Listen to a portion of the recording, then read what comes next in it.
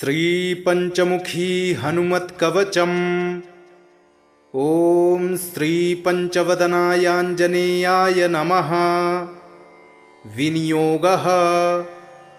ॐ अस्य श्रीपञ्चमुखहनुमन्मन्त्रस्य ब्रह्मा ऋषिः, गायत्री छन्दः, पञ्चमुखविराट् हनुमान् देवता, ह्रीं बीजम्, श्रीं शक्तिः, क्रौं कीलकम्, क्रूं कवचम्, क्रैं अस्त्राय फट् इति दिग्बन्धः। श्रीगरुड उवाच अथ ध्यानं प्रवक्ष्यामि शृणु सर्वाङ्गसुन्दरी। यत्कृतं देवदेवेन ध्यानं हनुमतः प्रियम्। पञ्चवक्त्रं महाभीमं त्रिपञ्चनयनैर्युतं, बाहुभिर्दशभिर्युक्तं सर्वकामार्थसिद्धिदम्। पूर्वं तु वानरं वक्त्रं कोटिसूर्यसमप्रभं, दंष्ट्राकरालवदनं भ्रिकुटीकुटिलेक्षणम्। अस्यैव दक्षिणं वक्त्रं नारसिंहं महाद्भुतम्, अत्युग्रतेजो वपुषं भीषणं भयनाशनम्। पश्चिमं गारुणं वक्त्रं वक्रतुण्डं महाबलम्, सर्वनागप्रशमनं विषभूतादिकृन्तनम्। उत्तरं सौकरं वक्त्रं कृष्णं दीप्तं नभोपमं, पातालसिंहवेताल ज्वररोगादिकृन्तनम्। ऊर्ध्वं हयाननं घोरं दानवान्तकरं परं, येन वक्त्रेण विप्रेन्द्र तारकाख्यं महासुरम्। जघान शरणं तत्स्यात् सर्वशत्रुहरं परम्। ध्यात्वा पञ्चमुखं रुद्रं हनुमन्तं दयानिधिं, खड्गं त्रिशूलं खड्वाङ्गं पाशमङ्कुशपर्वतं, मुष्टिं कौमोदकीं वृक्षं धारयन्तं कमण्डलुम्। भिन्दिपालं ज्ञानमुद्रां दशभिर्मुनिपुङ्गवम्। एतान्यायुधजालानि धारयन्तं भजाम्यहम्।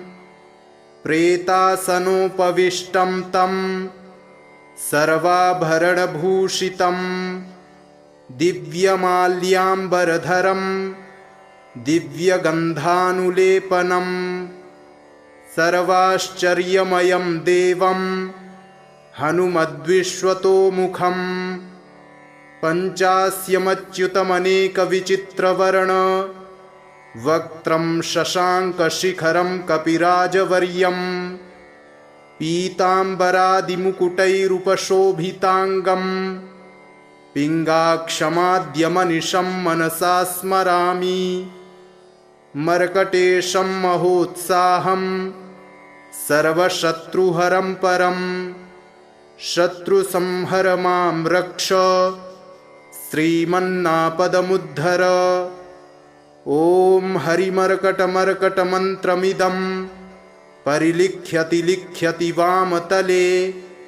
यदि नश्यति नश्यति शत्रुकुलं, यदि मुञ्चति मुञ्चति वामलता। ॐ हरिमर्कटाय स्वाहा। ॐ नमो भगवते पञ्चवदनाय पूर्वकपिमुखाय सकलशत्रुसंहारकाय स्वाहा। ॐ नमो भगवते पञ्चवदनाय दक्षिणमुखाय करालवदनाय नरसिंहाय सकलभूतप्रमथनाय स्वाहा।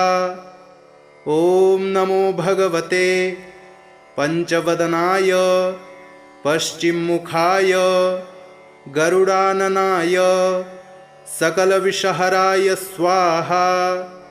ॐ नमो भगवते पंचवदनायोत्तरमुखाय आदिवराहाय सकलसम्पत्कराय स्वाहा। ॐ नमो भगवते पंचवदनायोर्ध्वमुखाय हयग्रीवाय सकलजनवशङ्कराय स्वाहा। विनियोगः।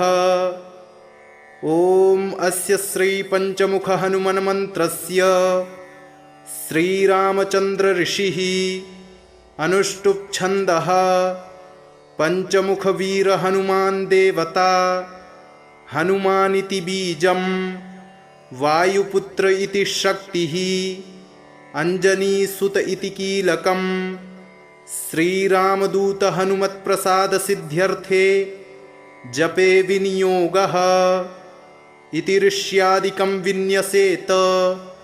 ॐ अञ्जनीसुताय अङ्गुष्ठाभ्यां नमः। ॐ रुद्रमूर्तये तर्जनीभ्यां नमः। ॐ वायुपुत्राय मध्यमाभ्यां नमः। ॐ अग्निगर्भाय अनामिकाभ्यां नमः। ॐ रामदूताय कनिष्ठिकाभ्यां नमः। ॐ पञ्चमुखहनुमते करतलकरपृष्ठाभ्यां नमः इति करन्यासः। ॐ अञ्जनीसुताय हृदयाय नमः। ॐ रुद्रमूर्तये शिरसे स्वाहा। ॐ वायुपुत्राय शिखायै वषट। ॐ अग्निगर्भाय कवचाय हुम्। ॐ रामदूताय नेत्रत्रयाय वौषट। ॐ पञ्चमुखहनुमते अस्त्राय फट्। पञ्चमुखहनुमते स्वाहा इति दिग्बन्धः। अथ ध्यानम्। वन्दे वानरनारसिंहखगराट् क्रोडाश्ववक्त्रान्वितं दिव्यालङ्करणं त्रिपञ्चनयनं देदीप्यमानं रुचा हस्ताब्जैरसिखेटपुस्तकसुधा कुम्भाङ्कुशाद्रिं हलं खड्वाङ्गं फणिभूरुहं दशभुजं सर्वारिवीरापहम्। अथ मन्त्रः। ॐ श्रीरामदूतायाञ्जनेयाय वायुपुत्राय महाबलपराक्रमाय सीतादुःखनिवारणाय लङ्कादहनकारणाय महाबलप्रचण्डाय फाल्गुनसखाय कोलाहलसकलब्रह्माण्डविश्वरूपाय सप्तसमुद्रनिर्लङ्घनाय पिङ्गलनयनायामितविक्रमाय सूर्यबिम्बफलसेवनाय दुष्टनिवारणाय दुष्टिनिरालङ्कृताय सञ्जीविनी सञ्जीविताङ्गद लक्ष्मणमहाकपिसैन्यप्राणदाय दशकण्ठविध्वंसनाय रामेष्टाय महाफाल्गुनसखाय सीतासहित रामवरप्रदाय षट्प्रयोगागमपञ्चमुखवीरहनुमन्मन्त्रजपे विनियोगः। ॐ हरिमर्कटमर्कटाय बं बं बं बं बं वौषट स्वाहा।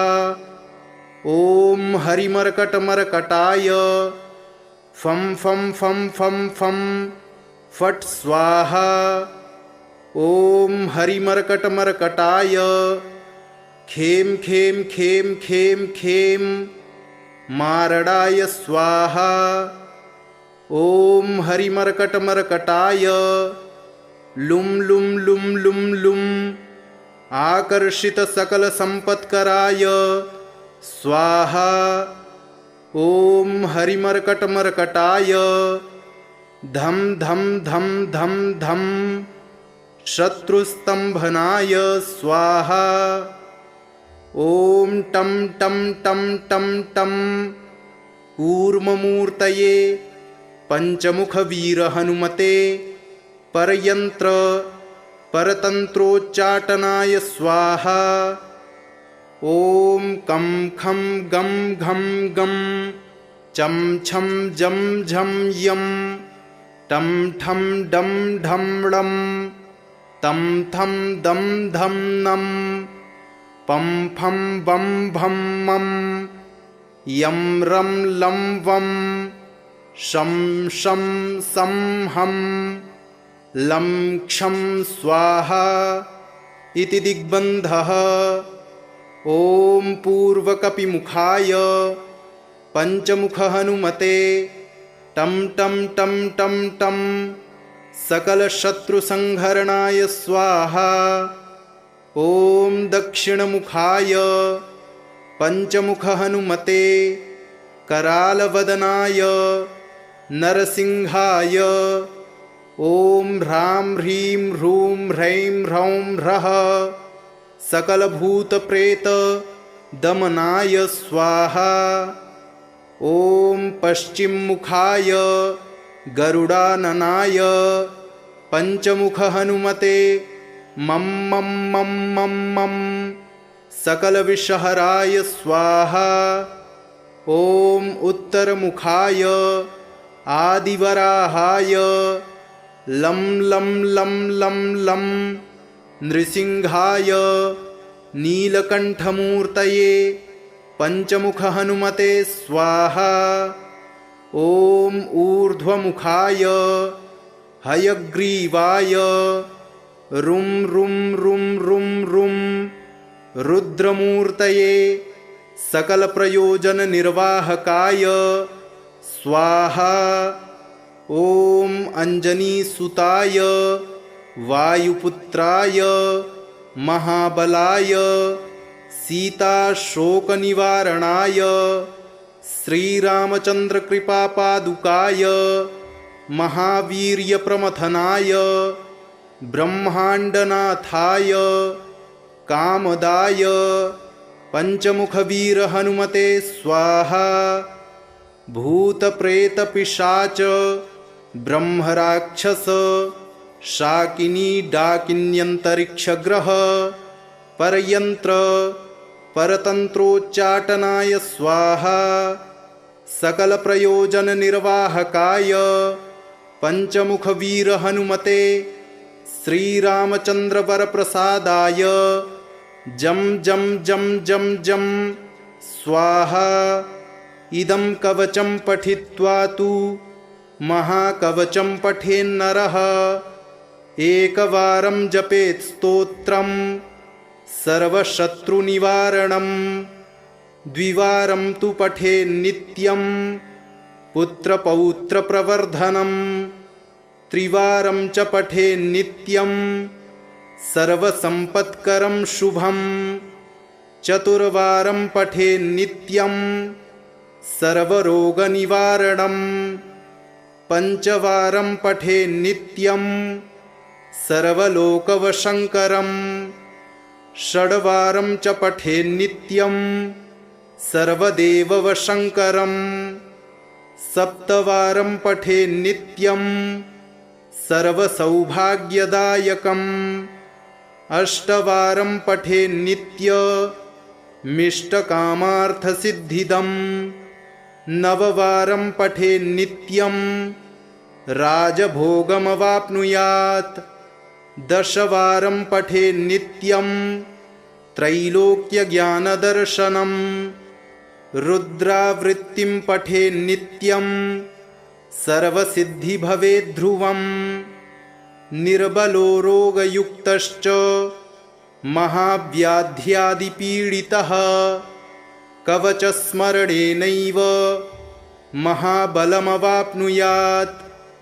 श्रीगरुड उवाच अथ ध्यानं प्रवक्ष्यामि शृणु सर्वाङ्गसुन्दरी यत्कृतं देवदेवेन ध्यानं हनुमतः प्रियं पञ्चवक्त्रं महाभीमं त्रिपञ्चनयनैर्युतं बाहुभिर्दशभिर्युक्तं सर्वकामार्थसिद्धिदं पूर्वं तु वानरं वक्त्रं कोटिसूर्यसमप्रभं दंष्ट्राकरालवदनं भ्रिकुटीकुटिलेक्षणम् अस्यैव दक्षिणं वक्त्रं नारसिंहं महाद्भुतम् अत्युग्रतेजो वपुषं भीषणं भयनाशनं पश्चिमं गारुणं वक्त्रं वक्रतुण्डं महाबलं सर्वनागप्रशमनं विषभूतादिकृन्तनम् उत्तरं सौकरं वक्त्रं कृष्णं दीप्तं नभोपमं पातालसिंहवेताल ज्वररोगादिकृन्तनम् ऊर्ध्वं हयाननं घोरं दानवान्तकरं परं येन वक्त्रेण विप्रेन्द्र तारकाख्यं महासुरं जघान शरणं तत्स्यात् सर्वशत्रुहरं परं ध्यात्वा पञ्चमुखं रुद्रं हनुमन्तं दयानिधिं खड्गं त्रिशूलं खड्वाङ्गं पाशमङ्कुशपर्वतं मुष्टिं कौमोदकीं वृक्षं धारयन्तं कमण्डलुं भिन्दिपालं ज्ञानमुद्रां दशभिर्मुनिपुङ्गवम् एतान्यायुधजालानि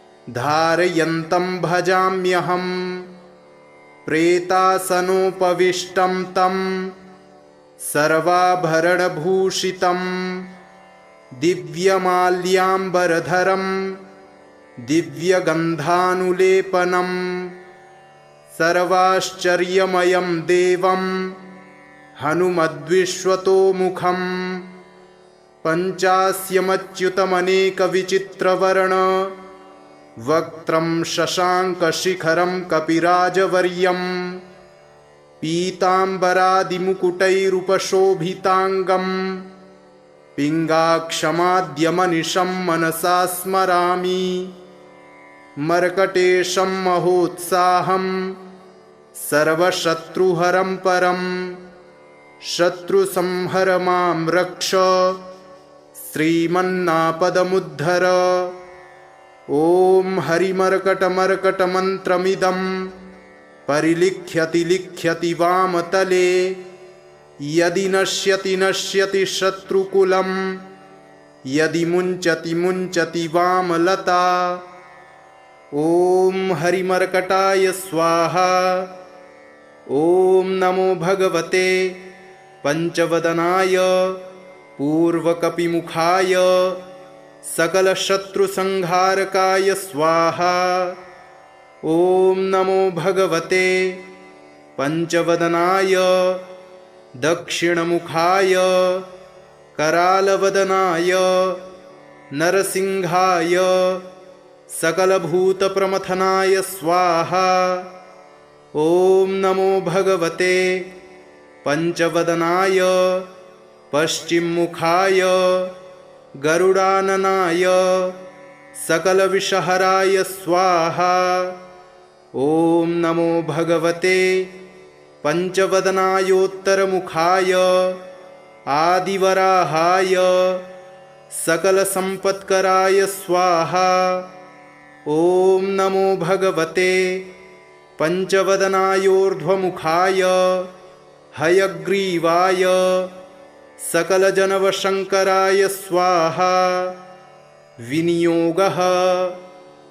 ॐ अस्य श्रीपञ्चमुखहनुमन्मन्त्रस्य श्रीरामचन्द्र ऋषिः अनुष्टुप्छन्दः पञ्चमुखवीरहनुमान् देवता हनुमानिति बीजं वायुपुत्र इति शक्तिः अंजनीसुत इति कीलकं श्रीरामदूत हनुमत्प्रसाद सिद्ध्यर्थे जपे विनियोगः इति ऋष्यादिकं विन्यसेत। ॐ अंजनीसुताय अंगुष्ठाभ्यां नमः। ॐ रुद्रमूर्तये तर्जनीभ्यां नमः। ॐ वायुपुत्राय मध्यमाभ्यां नमः। ॐ अग्निगर्भाय अनामिकाभ्यां नमः। ॐ रामदूताय कनिष्ठिकाभ्यां नमः। ॐ पंचमुख हनुमते करतलकरपृष्ठाभ्यां नमः इति करन्यासः। ॐ अंजनीसुताय हृदयाय नमः। ॐ रुद्रमूर्तये शिरसे स्वाहा। ॐ वायुपुत्राय शिखायै वषट। ॐ अग्निगर्भाय कवचाय हुम्। ॐ रामदूताय नेत्रत्रयाय वौषट। ॐ पंचमुख हनुमते अस्त्राय फट। पंचमुख हनुमते स्वाहा इति दिग्बन्धः। अथ ध्यानम्। वन्दे वानरनारसिंहखगराट् क्रोडाश्ववक्त्रान्वितं दिव्यालङ्करणं त्रिपञ्चनयनं देदीप्यमानं रुचा हस्ताब्जैरसिखेटपुस्तकसुधा कुम्भाङ्कुशाद्रिं हलं खड्वाङ्गं फणिभूरुहं दशभुजं सर्वारिवीरापहम्। अथ मन्त्रः। ॐ श्रीरामदूतायाञ्जनेयाय वायुपुत्राय महाबलपराक्रमाय सीतादुःखनिवारणाय लङ्कादहनकारणाय महाबलप्रचण्डाय फाल्गुनसखाय कोलाहलसकलब्रह्माण्डविश्वरूपाय सप्तसमुद्रनिर्लङ्घनाय पिङ्गलनयनायामितविक्रमाय सूर्यबिम्बफलसेवनाय दुष्टनिवारणाय दुष्टिनिरालङ्कृताय सञ्जीविनी सञ्जीविताङ्गद लक्ष्मणमहाकपिसैन्यप्राणदाय दशकण्ठविध्वंसनाय रामेष्टाय महाफाल्गुनसखाय सीतासहित रामवरप्रदाय षट्प्रयोगागम पंचमुखवीर हनुमन्मन्त्रजपे विनियोगः। ॐ हरिमर्कटमर्कटाय बं बं बं बं बं वौषट स्वाहा। ॐ हरिमर्कटमर्कटाय फं फं फं फं फं फट् स्वाहा। ॐ हरिमर्कटमर्कटाय खेम खेम खेम खेम खेम मारडाय स्वाहा। ॐ हरिमर्कटमर्कटाय लुं लुं लुं लुं लुं आकर्षितसकलसम्पत्कराय स्वाहा। ॐ हरिमर्कटमर्कटाय धं धं धं धं धं शत्रुस्तम्भनाय स्वाहा। ॐ टं टं टं टं टं कूर्ममूर्तये पंचमुखवीरहनुमते परयन्त्र परतन्त्रोच्चाटनाय स्वाहा। ॐ कं खं गं घं गं चं छं जं झं यं टं ठं डं ढं ळं तं थं दं धं नं पं फं बं भं मं यं रं लं वं शं शं सं हं लं क्षं स्वाहा।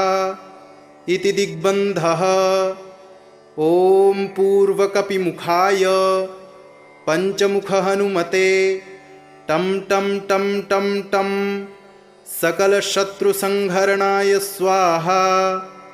ॐ दक्षिणमुखाय पञ्चमुखहनुमते करालवदनाय नरसिंहाय ॐ ह्रां ह्रीं ह्रूं ह्रैं ह्रौं ह्रः सकलभूतप्रेतदमनाय स्वाहा। ॐ पश्चिममुखाय गरुडाननाय पञ्चमुखहनुमते मं मं मं मं मं सकलविषहराय स्वाहा।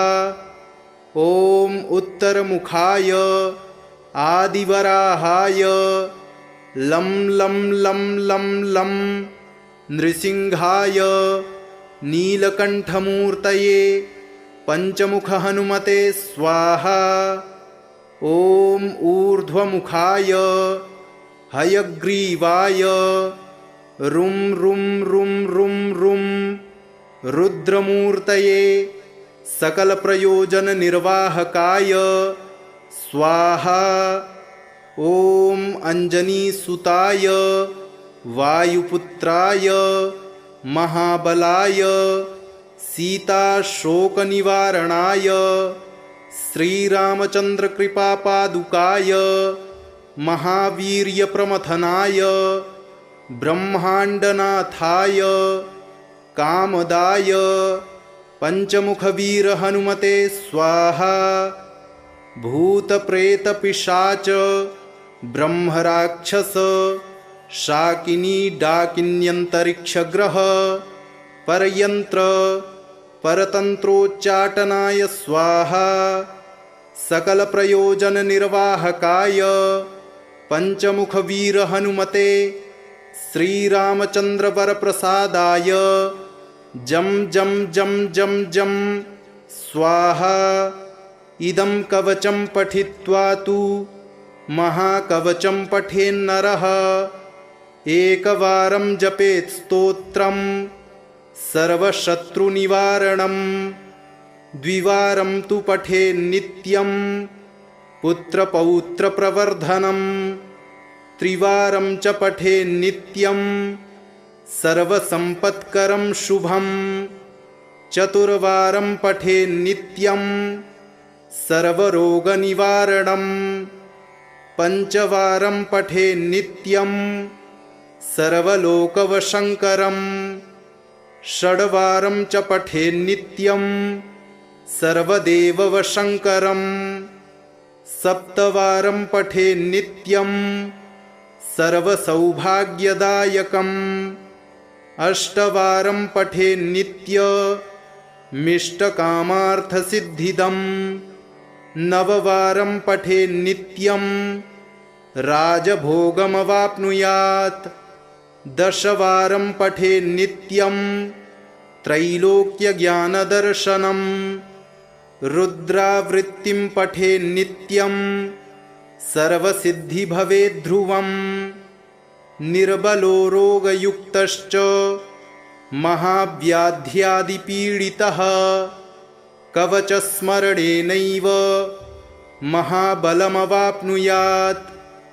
श्रीगरुड उवाच अथ ध्यानं प्रवक्ष्यामि शृणु सर्वाङ्गसुन्दरी यत्कृतं देवदेवेन ध्यानं हनुमतः प्रियं पञ्चवक्त्रं महाभीमं त्रिपञ्चनयनैर्युतं बाहुभिर्दशभिर्युक्तं सर्वकामार्थसिद्धिदम् पूर्वं तु वानरं वक्त्रं कोटिसूर्यसमप्रभं दंष्ट्राकरालवदनं भ्रिकुटीकुटिलेक्षणम् अस्यैव दक्षिणं वक्त्रं नारसिंहं महाद्भुतम् अत्युग्रतेजो वपुषं भीषणं भयनाशनं पश्चिमं गारुणं वक्त्रं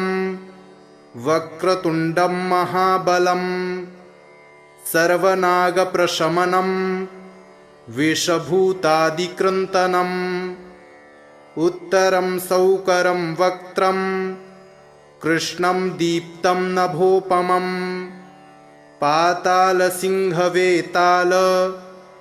ज्वररोगादिकृन्तनम् ऊर्ध्वं हयाननं घोरं दानवान्तकरं परं येन वक्त्रेण विप्रेन्द्र तारकाख्यं महासुरं जघान शरणं तत्स्यात् सर्वशत्रुहरं परं ध्यात्वा पञ्चमुखं रुद्रं हनुमन्तं दयानिधिं खड्गं त्रिशूलं खड्वाङ्गं पाशमङ्कुशपर्वतं मुष्टिं कौमोदकीं वृक्षं धारयन्तं कमण्डलुं भिन्दिपालं ज्ञानमुद्रां दशभिरमुनिपुङ्गवम् एतान्यायुधजालानि धारयन्तं भजाम्यहम् प्रेतासनोपविष्टं तं सर्वाभरणभूषितं दिव्यमाल्याम्बरधरं दिव्यगन्धानुलेपनं सर्वाश्चर्यमयं देवं हनुमद्विश्वतोमुखं पञ्चास्यमच्युतमनेकविचित्रवर्ण वक्त्रं शशाङ्कशिखरं कपिराजवर्यं पीताम्बरादिमुकुटैरुपशोभिताङ्गं पिङ्गाक्षमाद्यमनिशं मनसा स्मरामि मर्कटेशं महोत्साहं सर्वशत्रुहरं परं शत्रुसंहर मां रक्ष श्रीमन्नापदमुद्धर। ॐ हरिमर्कटमर्कटमन्त्रमिदं परिलिख्यति लिख्यति वामतले यदि नश्यति नश्यति शत्रुकुलं यदि मुञ्चति मुञ्चति वामलता। ॐ हरिमर्कटाय स्वाहा। ॐ नमो भगवते पंचवदनाय पूर्वकपिमुखाय सकलशत्रुसंहारकाय स्वाहा। ॐ नमो भगवते पंचवदनाय दक्षिणमुखाय करालवदनाय नरसिंहाय सकलभूतप्रमथनाय स्वाहा। ॐ नमो भगवते पंचवदनाय पश्चिममुखाय गरुडाननाय सकलविषहराय स्वाहा। ॐ नमो भगवते पंचवदनायोत्तरमुखाय आदिवराहाय सकलसम्पत्कराय स्वाहा। ॐ नमो भगवते पंचवदनायोर्ध्वमुखाय हयग्रीवाय सकलजनवशङ्कराय स्वाहा। विनियोगः। ॐ अस्य श्रीपञ्चमुखहनुमन्मन्त्रस्य श्रीरामचन्द्रऋषिः अनुष्टुप्छन्दः पञ्चमुखवीरहनुमान् देवता हनुमानिति बीजं वायुपुत्र इति शक्तिः अंजनीसुत इति कीलकं श्रीरामदूत हनुमत्प्रसादसिद्ध्यर्थे जपे विनियोगः इति ऋष्यादिकं विन्यसेत। ॐ अंजनीसुताय अंगुष्ठाभ्यां नमः। ॐ रुद्रमूर्तये तर्जनीभ्यां नमः। ॐ वायुपुत्राय मध्यमाभ्यां नमः। ॐ अग्निगर्भाय अनामिकाभ्यां नमः। ॐ रामदूताय कनिष्ठिकाभ्यां नमः।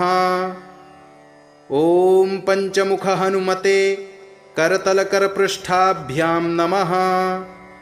इति करन्यासः। ॐ अञ्जनीसुताय हृदयाय नमः। ॐ रुद्रमूर्तये शिरसे स्वाहा। ॐ वायुपुत्राय शिखायै वषट। ॐ अग्निगर्भाय कवचाय हुं। ॐ रामदूताय नेत्रत्रयाय वौषट। ॐ पञ्चमुख हनुमते अस्त्राय फट। पञ्चमुख हनुमते स्वाहा इति दिग्बन्धः।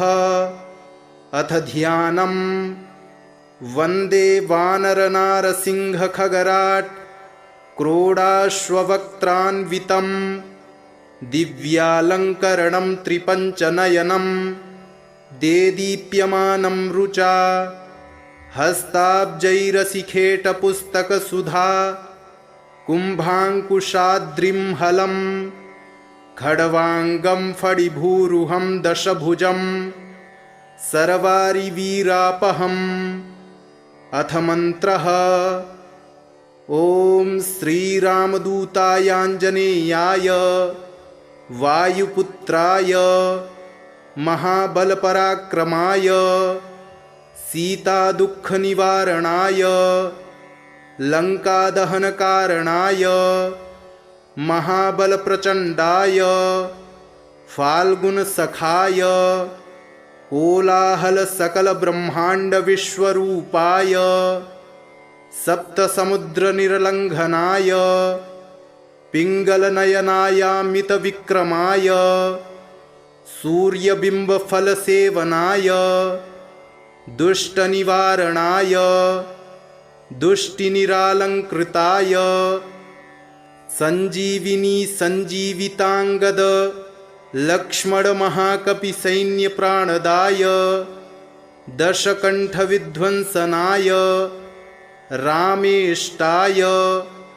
महाफाल्गुनसखाय सीतासहित रामवरप्रदाय षट्प्रयोगागमपञ्चमुखवीरहनुमन्मन्त्रजपे विनियोगः। ॐ हरिमर्कटमर्कटाय बं बं बं बं बं वौषट स्वाहा। ॐ हरिमर्कटमर्कटाय फं फं फं फं फं फट् स्वाहा। ॐ हरिमर्कटमर्कटाय खें खें खें खें खें मारडाय स्वाहा। ॐ हरिमर्कटमर्कटाय लुं लुं लुं लुं लुं आकर्षितसकलसम्पत्कराय स्वाहा। ॐ हरिमर्कटमर्कटाय धं धं धं धं धं शत्रुस्तम्भनाय स्वाहा। ॐ टं टं टं टं टं कूर्ममूर्तये पञ्चमुखवीरहनुमते परयन्त्र परतन्त्रोच्चाटनाय स्वाहा।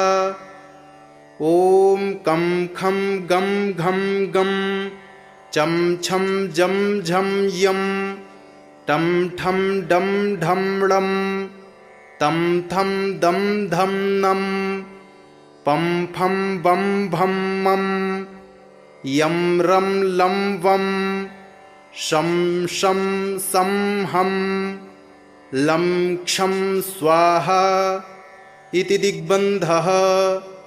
ॐ पूर्वकपिमुखाय पञ्चमुखहनुमते टं टं टं टं टं सकलशत्रुसंहरणाय स्वाहा।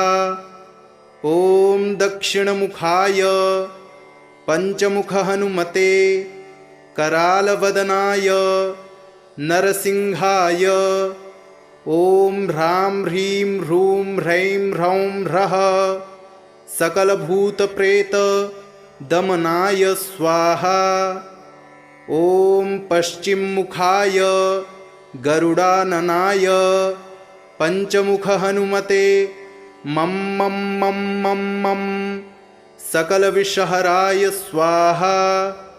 ॐ उत्तरमुखाय आदिवराहाय लं लं लं लं लं नृसिंहाय नीलकण्ठमूर्तये पञ्चमुख हनुमते स्वाहा। ॐ ऊर्ध्वमुखाय हयग्रीवाय रुं रुं रुं रुं रुं रुद्रमूर्तये सकलप्रयोजननिर्वाहकाय स्वाहा। ॐ अञ्जनीसुताय वायुपुत्राय महाबलाय सीताशोकनिवारणाय श्रीरामचन्द्रकृपापादुकाय महावीर्यप्रमथनाय ब्रह्माण्डनाथाय कामदाय पञ्चमुखवीरहनुमते स्वाहा। भूतप्रेतपिशाच ब्रह्मराक्षस शाकिनी डाकिन्यन्तरिक्षग्रह परयन्त्र परतन्त्रोच्चाटनाय स्वाहा। सकलप्रयोजननिर्वाहकाय पञ्चमुखवीरहनुमते श्रीरामचन्द्रवरप्रसादाय जं जं जं जं जं स्वाहा।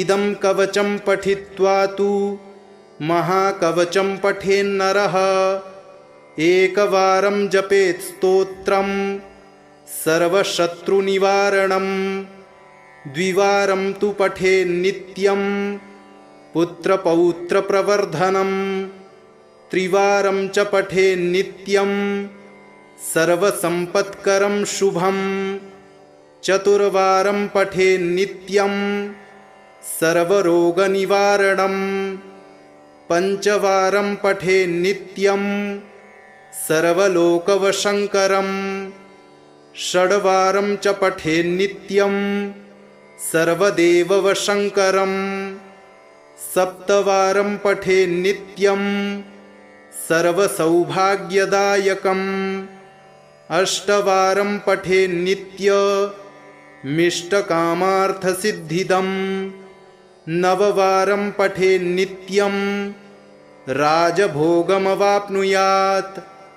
दशवारं पठेन्नित्यं त्रैलोक्यज्ञानदर्शनं रुद्रावृत्तिं पठेन्नित्यं सर्वसिद्धिभवेद्ध्रुवम् निर्बलो रोगयुक्तश्च महाव्याध्यादिपीडितः कवचस्मरणेनैव महाबलमवाप्नुयात्।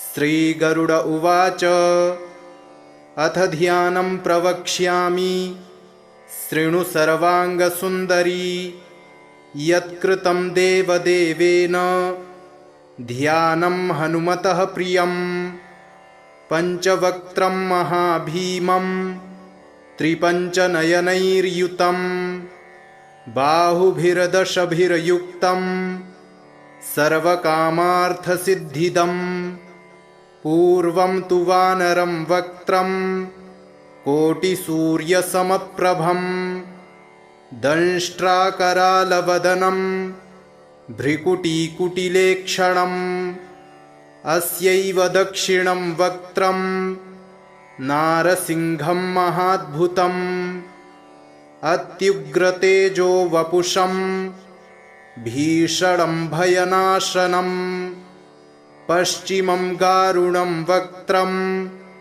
वक्रतुण्डं महाबलं सर्वनागप्रशमनं विषभूतादिकृन्तनम् उत्तरं सौकरं वक्त्रं कृष्णं दीप्तं नभोपमं पातालसिंहवेताल ज्वररोगादिकृन्तनम् ऊर्ध्वं हयाननं घोरं दानवान्तकरं परं येन वक्त्रेण विप्रेन्द्र तारकाख्यं महासुरं जघान शरणं तत्स्यात् सर्वशत्रुहरं परं ध्यात्वा पञ्चमुखं रुद्रं हनुमन्तं दयानिधिं खड्गं त्रिशूलं खड्वाङ्गं पाशमङ्कुशपर्वतं मुष्टिं कौमोदकीं वृक्षं धारयन्तं कमण्डलुं भिन्दिपालं ज्ञानमुद्रां दशभिरमुनिपुङ्गवम् एतान्यायुधजालानि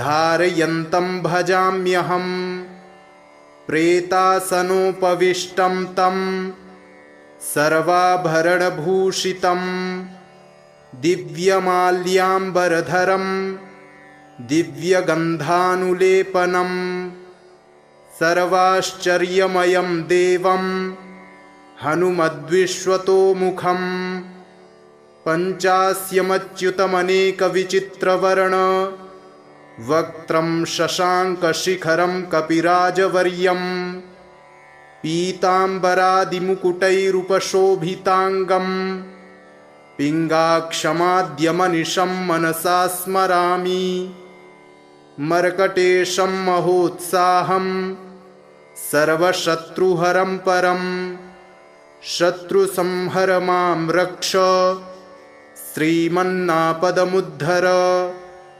ॐ हरिमर्कटमर्कटमन्त्रमिदं परिलिख्यति लिख्यति वामतले यदि नश्यति नश्यति शत्रुकुलं यदि मुञ्चति मुञ्चति वामलता।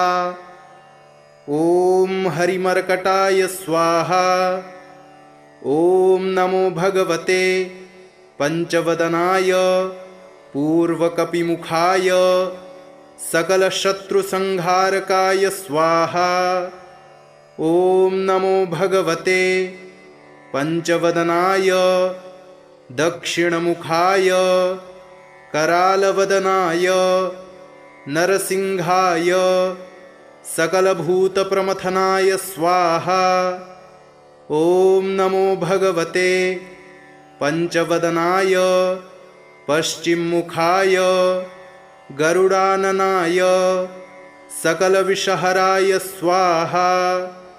ॐ नमो भगवते पंचवदनायोत्तरमुखाय आदिवराहाय सकलसम्पत्कराय स्वाहा। ॐ नमो भगवते पंचवदनायोर्ध्वमुखाय हयग्रीवाय सकलजनवशङ्कराय स्वाहा। विनियोगः। ॐ अस्य श्रीपञ्चमुखहनुमन्मन्त्रस्य श्रीरामचन्द्र ऋषिः अनुष्टुप्छन्दः पञ्चमुखवीरहनुमान् देवता हनुमानिति बीजं वायुपुत्र इति शक्तिः अंजनीसुत इति कीलकम् श्रीरामदूत हनुमत्प्रसाद सिद्ध्यर्थे जपे विनियोगः इति ऋष्यादिकं विन्यसेत। ॐ अंजनीसुताय अंगुष्ठाभ्यां नमः। ॐ रुद्रमूर्तये तर्जनीभ्यां नमः। ॐ वायुपुत्राय मध्यमाभ्यां नमः। ॐ अग्निगर्भाय अनामिकाभ्यां नमः। ॐ रामदूताय कनिष्ठिकाभ्यां नमः। ॐ पंचमुखहनुमते करतलकरपृष्ठाभ्यां नमः इति करन्यासः। ॐ अंजनीसुताय हृदयाय नमः। ॐ रुद्रमूर्तये शिरसे स्वाहा। ॐ वायुपुत्राय शिखायै वषट। ॐ अग्निगर्भाय कवचाय हुम्। ॐ रामदूताय नेत्रत्रयाय वौषट। ॐ पंचमुखहनुमते अस्त्राय फट। पंचमुखहनुमते स्वाहा इति दिग्बन्धः। अथ ध्यानम्। वन्दे वानरनारसिंहखगराट् क्रोडाश्ववक्त्रान्वितं दिव्यालङ्करणं त्रिपञ्चनयनं देदीप्यमानं रुचा हस्ताब्जैरसिखेटपुस्तकसुधा कुम्भाङ्कुशाद्रिं हलं खड्वाङ्गं फणिभूरुहं दशभुजं सर्वारिवीरापहम्। अथ मन्त्रः। ॐ श्रीरामदूतायाञ्जनेयाय वायुपुत्राय महाबलपराक्रमाय सीतादुःखनिवारणाय लङ्कादहनकारणाय महाबलप्रचण्डाय फाल्गुनसखाय कोलाहलसकलब्रह्माण्डविश्वरूपाय सप्तसमुद्रनिर्लङ्घनाय पिङ्गलनयनायामितविक्रमाय सूर्यबिम्बफलसेवनाय दुष्टनिवारणाय दुष्टिनिरालङ्कृताय सञ्जीविनी सञ्जीविताङ्गद लक्ष्मणमहाकपिसैन्यप्राणदाय दशकण्ठविध्वंसनाय रामेष्टाय महाफाल्गुनसखाय सीतासहित रामवरप्रदाय षट्प्रयोगागमपञ्चमुखवीरहनुमन्मन्त्रजपे विनियोगः। ॐ हरिमर्कटमर्कटाय बं बं बं बं बं वौषट स्वाहा। ॐ हरिमर्कटमर्कटाय फं फं फं फं फं फट् स्वाहा। ॐ हरिमर्कटमर्कटाय खें खें खें खें खें मारडाय स्वाहा। ॐ हरिमर्कटमर्कटाय लुं लुं लुं लुं लुं आकर्षितसकलसम्पत्कराय स्वाहा। ॐ हरिमर्कटमर्कटाय धं धं धं धं धं शत्रुस्तम्भनाय स्वाहा। ॐ टं टं टं टं टं कूर्ममूर्तये पञ्चमुखवीरहनुमते परयन्त्र परतन्त्रोच्चाटनाय स्वाहा। ॐ कं खं गं घं गं चं छं जं झं यं टं ठं डं ढं ळं तं थं दं धं नं पं फं बं भं मं यं रं लं वं शं शं सं हं लं क्षं स्वाहा इति दिग्बन्धः। ॐ पूर्वकपिमुखाय पञ्चमुखहनुमते टं टं टं टं टं सकलशत्रुसंहरणाय स्वाहा। ॐ दक्षिणमुखाय पञ्चमुखहनुमते करालवदनाय नरसिंहाय ॐ ह्रां ह्रीं ह्रूं ह्रैं ह्रौं ह्रः सकलभूतप्रेतदमनाय स्वाहा। ॐ पश्चिममुखाय गरुडाननाय पञ्चमुखहनुमते मं मं मं मं मं सकलविषहराय स्वाहा। ॐ उत्तरमुखाय आदिवराहाय लं लं लं लं लं नृसिंहाय नीलकण्ठमूर्तये पञ्चमुखहनुमते स्वाहा। ॐ ऊर्ध्वमुखाय हयग्रीवाय रुं रुं रुं रुं रुं रुद्रमूर्तये सकलप्रयोजननिर्वाहकाय स्वाहा। ॐ अञ्जनीसुताय वायुपुत्राय महाबलाय सीताशोकनिवारणाय श्रीरामचन्द्रकृपापादुकाय महावीर्यप्रमथनाय ब्रह्माण्डनाथाय कामदाय पंचमुखवीर हनुमते स्वाहा। भूतप्रेतपिशाच ब्रह्मराक्षस शाकिनी डाकिन्यन्तरिक्षग्रह परयंत्र परतंत्रोच्चाटनाय स्वाहा। सकल प्रयोजन निर्वाहकाय पंचमुखवीर हनुमते श्रीरामचंद्र वरप्रसादाय जम जम जम जम जम स्वाहा। इदं कवचं पठित्वा तु महाकवचं पठेन्नरः एकवारं जपेत् स्तोत्रं सर्वशत्रुनिवारणं। द्विवारं तु पठेन्नित्यं पुत्रपौत्रप्रवर्धनं। त्रिवारं च पठेन्नित्यं सर्वसम्पत्करं शुभं। चतुर्वारं पठेन्नित्यं सर्वरोगनिवारणं। पंचवारं पठेन्नित्यं सर्वलोकवशङ्करं। षड्वारं च पठेन्नित्यं सर्वदेववशङ्करं। सप्तवारं पठेन्नित्यं सर्वसौभाग्यदायकम्। अष्टवारं पठेन्नित्यमिष्टकामार्थसिद्धिदम्। नववारं पठेन्नित्यं राजभोगमवाप्नुयात्।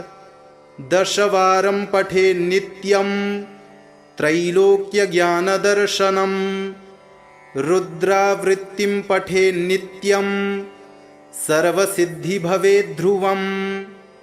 निर्बलो रोगयुक्तश्च महाव्याध्यादिपीडितः कवचस्मरणेनैव महाबलमवाप्नुयात्। श्रीगरुड उवाच अथ ध्यानं प्रवक्ष्यामि शृणु सर्वाङ्गसुन्दरी। यत्कृतं देवदेवेन ध्यानं हनुमतः प्रियम्। पञ्चवक्त्रं महाभीमं त्रिपञ्चनयनैर्युतं। बाहुभिर्दशभिर्युक्तं सर्वकामार्थसिद्धिदम्। पूर्वं तु वानरं वक्त्रं कोटिसूर्यसमप्रभं।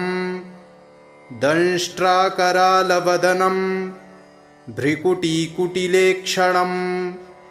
अस्यैव दक्षिणं वक्त्रं नारसिंहं महाद्भुतम्। अत्युग्रतेजो वपुषं भीषणं भयनाशनम्। पश्चिमं गारुणं वक्त्रं वक्रतुण्डं महाबलम्। सर्वनागप्रशमनं विषभूतादिकृन्तनम्।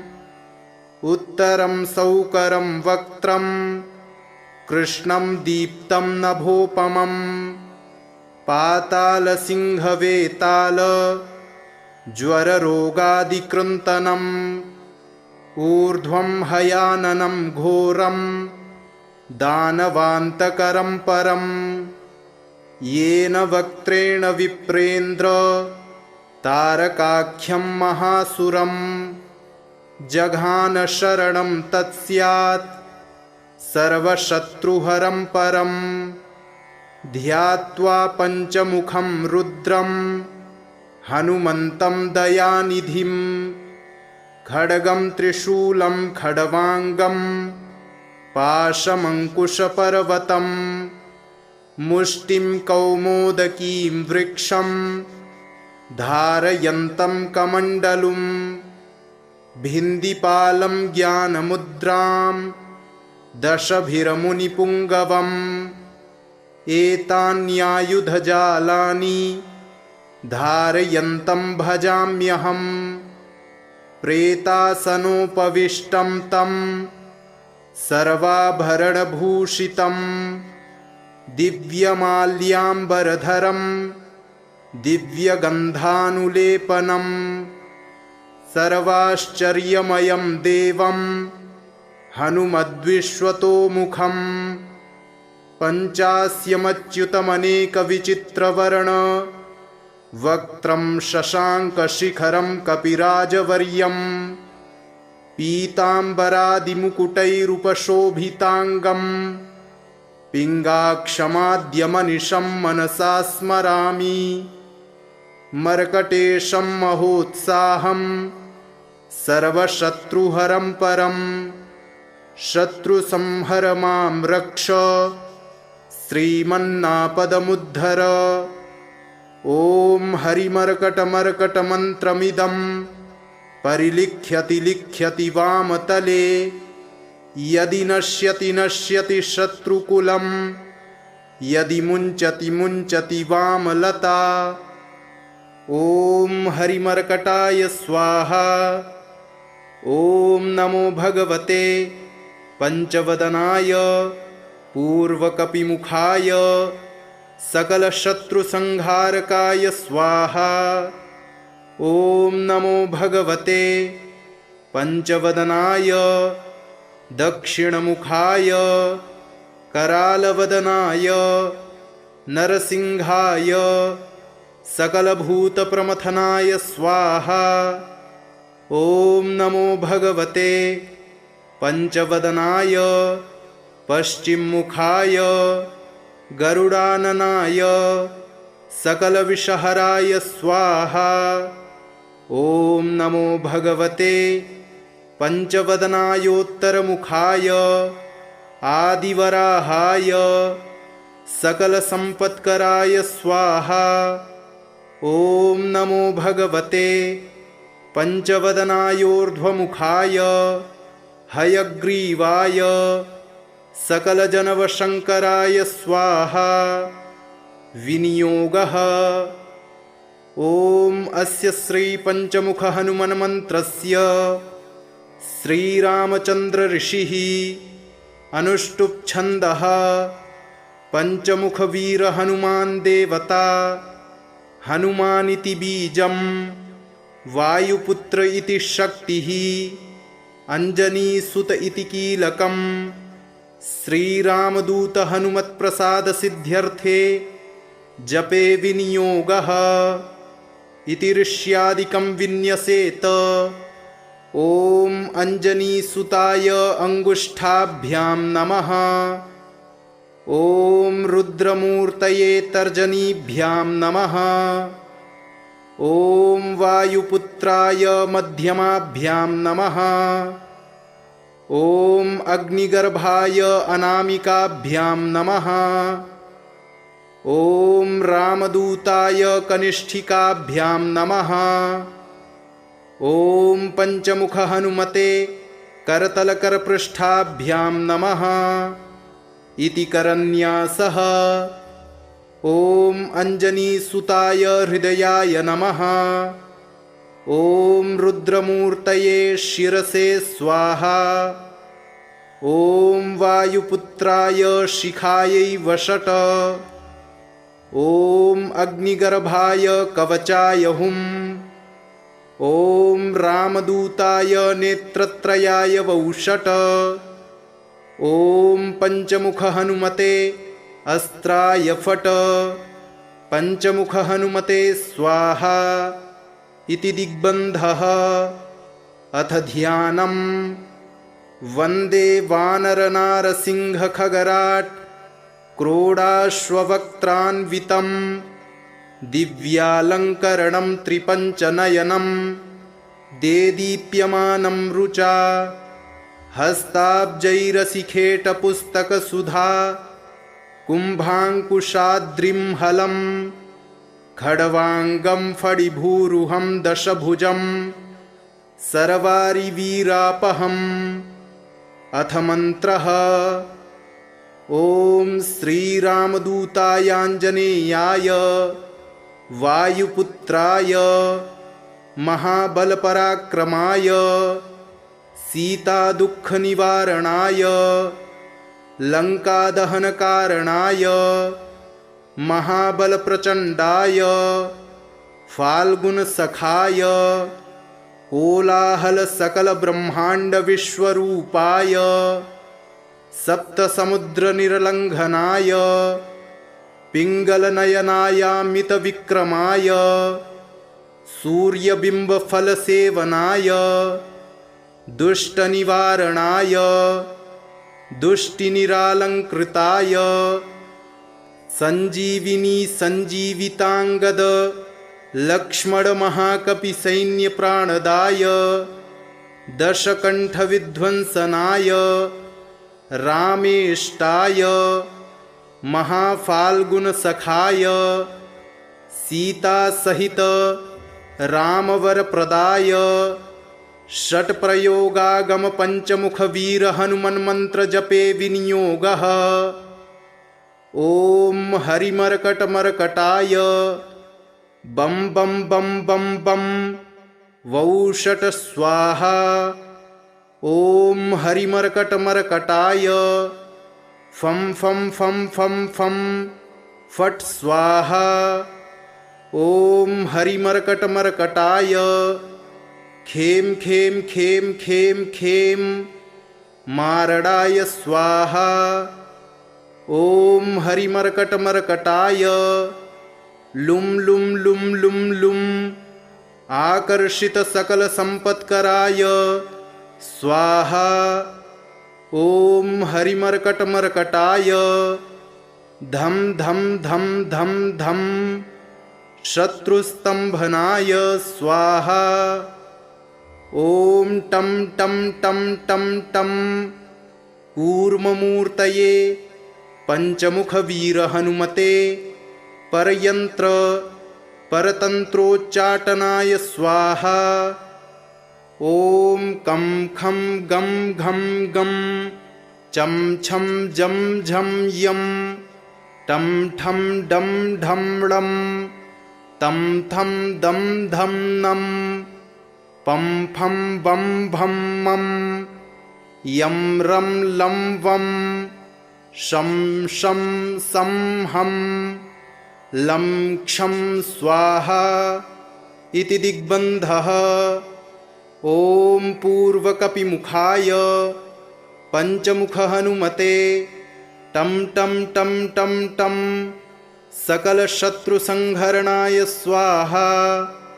ॐ दक्षिणमुखाय पञ्चमुखहनुमते करालवदनाय नरसिंहाय ॐ ह्रां ह्रीं ह्रूं ह्रैं ह्रौं ह्रः सकलभूतप्रेतदमनाय स्वाहा। ॐ पश्चिममुखाय गरुडाननाय पञ्चमुखहनुमते मं मं मं मं मं सकलविषहराय स्वाहा। ॐ उत्तरमुखाय आदिवराहाय लं लं लं लं लं नृसिंहाय नीलकण्ठमूर्तये पञ्चमुखहनुमते स्वाहा। ॐ ऊर्ध्वमुखाय हयग्रीवाय रुं रुं रुं रुं रुं रुद्रमूर्तये सकलप्रयोजननिर्वाहकाय स्वाहा। ॐ अञ्जनीसुताय वायुपुत्राय महाबलाय सीताशोकनिवारणाय श्रीरामचन्द्रकृपापादुकाय महावीर्यप्रमथनाय ब्रह्माण्डनाथाय कामदाय पञ्चमुखवीरहनुमते स्वाहा। भूतप्रेतपिशाच ब्रह्मराक्षस शाकिनी डाकिन्यन्तरिक्षग्रह परयन्त्र परतन्त्रोच्चाटनाय स्वाहा।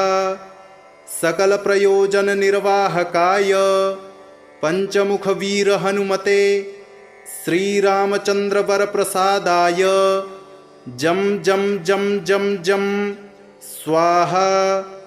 इदं कवचं पठित्वा तु महाकवचं पठेन्नरः एकवारं जपेत् स्तोत्रं सर्वशत्रुनिवारणं द्विवारं तु पठेन्नित्यं पुत्रपौत्रप्रवर्धनं त्रिवारं च पठे नित्यं सर्वसम्पत्करं शुभं चतुर्वारं पठे नित्यं सर्वरोगनिवारणं पञ्चवारं पठे नित्यं सर्वलोकवशङ्करं षड्वारं च पठे नित्यं सर्वदेववशङ्करं सप्तवारं पठे नित्यं सर्वसौभाग्यदायकम् अष्टवारं पठे नित्यमिष्टकामार्थसिद्धिदम् नववारं पठे नित्यं राजभोगमवाप्नुयात् दशवारं पठे नित्यं त्रैलोक्यज्ञानदर्शनं रुद्रावृत्तिं पठे नित्यं सर्वसिद्धिभवेद्ध्रुवम् निर्बलो रोगयुक्तश्च महाव्याध्यादिपीडितः कवचस्मरणेनैव महाबलमवाप्नुयात् इति श्री सुदर्शनसंहितायां श्रीरामचन्द्रसीताप्रोक्तं श्रीपञ्चमुखहनुमत्कवचं सम्पूर्णम्।